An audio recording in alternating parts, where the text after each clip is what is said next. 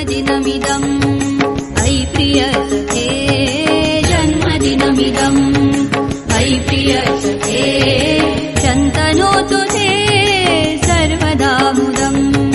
शन्तनोतु ते सर्वदा मुदम् प्रार्थयामहे भवशतायुषी प्रार्थयामहे भवशतायुषी ईश्वरः सदा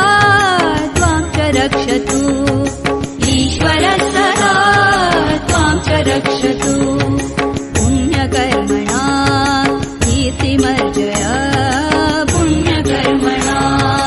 कीर्तिमर्जय